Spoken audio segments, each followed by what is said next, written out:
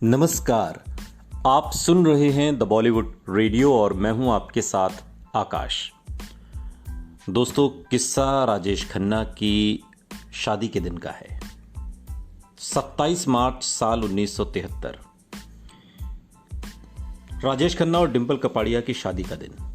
आज से तकरीबन 50 साल पहले सुपरस्टार की बारात फिल्मी सितारों से सजी थी। कई जानी मानी हस्तियां उस बारात में शामिल हुई थीं। बंबई के साथ साथ देश भर में इस शादी को लेकर चर्चाएं हो रही थीं। लेकिन इन चर्चाओं को राजेश खन्ना ने जो ट्विस्ट दिया वो वाकई अप्रत्याशित और क्रूर था। वो अपनी बारात जानबूझकर अपनी प्रेमिका रही अंजू महेंद्रू के घर के आगे से लेकर गए। ऐसा लग रहा था जैसे उनकी फिल्में फ्लॉप हुई थी। अपनी अपराजित छवि को कायम रखने की उनकी भूख भी और ज्यादा बढ़ गई थी। अपने जहन में शायद उसी इमेज को बरकरार रखने के लिए उन्होंने अपनी ही एक दीवानी फैन से शादी कर ली थी। फैन जो उनकी स्क्रीन इमेज से बेहद प्यार करती थी। जिस तरह की जल्दबाजी और गोपनीयता उन्होंने अपनी सगाई और शादी में दिखाई, उससे ये बात जाहिर होती है कि ये मामला सिर्फ रिबाउंड पर जुड़े रिश्ते का नहीं था, बल्कि ये फैसला उनके अंदर के गुस्से को भी जाहिर कर रहा था।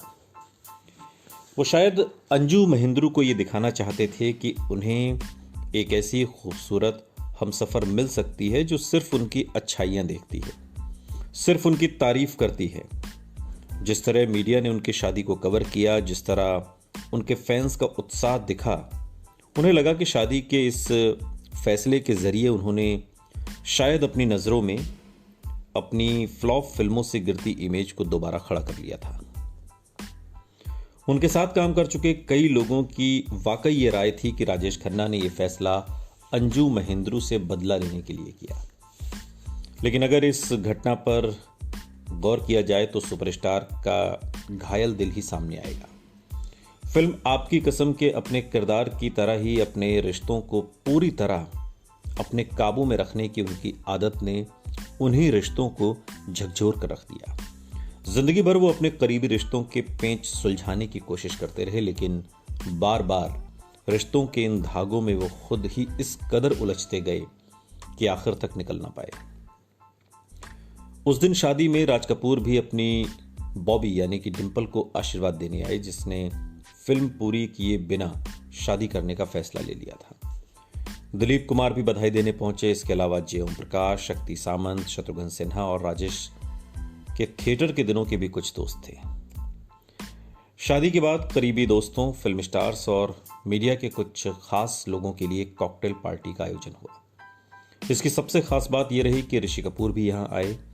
वरिष्ठ फिल्म पत्रकार मोहन बाबा वहां मौजूद थे और उस शाम का जिक्र करते हुए उन्होंने बात के दिनों में लिखा, शादी के दिन जब पूरी दुनिया जैसे पागल हो गई थी, उसी दिन कॉकटेल पार्टी में एक पल के लिए ऋषि कपूर, डिंपल और मेरी मुलाकात हुई। सबकी नजरें मिली। फिर होंठों पर जो मुस्कुराहट आई उसने दिल टूटने की पूरी कहानी बयां कर दी। कहानी जो अनकही रह गई, यानी डिंपल और ऋषि कपूर की कहानी। यह फैसला इतनी जल्दबाजी में हुआ था कि डिंपल का परिवार भी पूरी तरह उनकी शादी के लिए तैयार नहीं था। जहां उनके पिता चुन्नी भाई कपाड़िया खुश थे तो कि उन्हें सुपरस्टार दामाद मिला है, वहीं दूल्हा दुल्हन के बीच उम्र के फर्क को लेकर डिंपल की मां अफसोस जता रही थी। भारतीय एस प्रधान फिल्म पत्रकार बताती हैं कि डिंपल की शादी पर उनकी मां बिट्टी कपाड़िया रो रही थी, क्योंकि उन्हें लग रहा था कि उनकी बेटी एक ऐसे शख्स से शादी कर रही है जिसकी उम्र डिंपल की बजाय उनकी खुद की उम्र के करीब है। अपनी शादी पर ऐसे रिएक्शन का सामना करते हुए डिंपल सुपरस्टार की दुल्हन के जोड़े में आशीर्वाद में दाखिल हुई। शादी के कुछ समय बाद फिल्म पत्रकार उमा राव ने राजेश खन्ना और अंजू महेंद्रू का इंटरव्यू किया। ये दोनों इंटरव्यू उनके लेख what really happened between Rajesh and Anju में छपे। इसमें शादी के बाद राजेश खन्ना के चेहरे की चमक के बारे में भी लिखा था और अंजू के मजबूती से आगे बढ़ने के बारे में भी। लेकिन दोनों पूर्व प्रेमियों ने एक दूसरे पर इल्जामों की बौछार कर दी और टीनेजर्स की तरह एक दूसरे पर छींटाकशी करते हुए नजर आए। अंजू ने कबूल किया कि उनका रिश्ता घिसट रहा था और उन्हें ब्रेकअप से कोई हैरानी नहीं हुई। वहीं राजेश खन्ना ने भी माना कि डिंपल से शादी करने का फैसला उन्होंने रातों रात किया था। इस बात पर अंजू का कहना था कि राजेश खन्ना को कम से कम उन्हें ये बात बताने की शालीनता दिखानी चाहिए थी कि वो किसी दूसरी लड़की से शादी करना चाहते हैं। 7 साल पुराने रिश्ते को खत्म किए बिना यूं आगे बढ़ जाना सही नहीं था।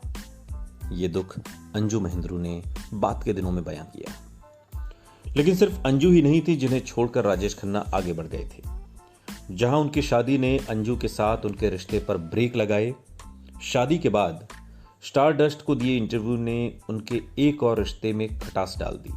यह रिश्ता था देवयानी चौबल का, मशहूर फिल्म पत्रकार देवयानी चौबल।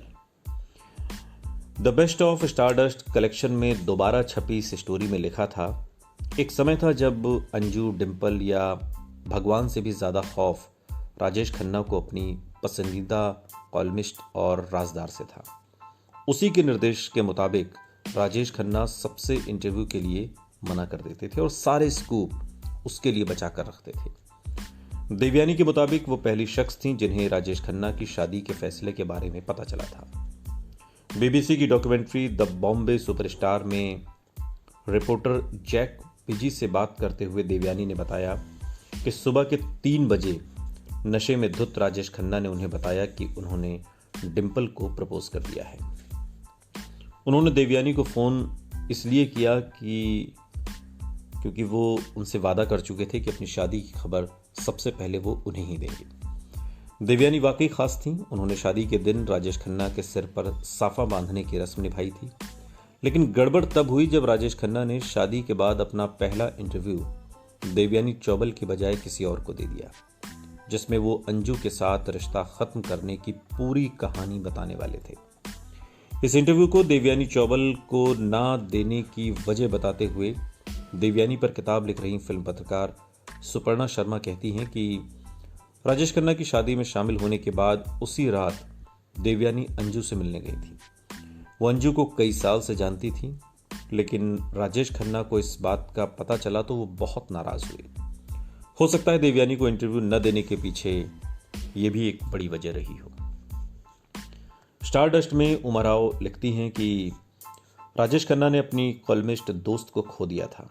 उसने यानी कि देवयानी ने ये स्टोरी हमें देने के लिए राजेश खन्ना को कभी माफ नहीं किया। स्टारडस्ट को जो स्टोरी राजेश खन्ना ने शादी के बाद दी थी।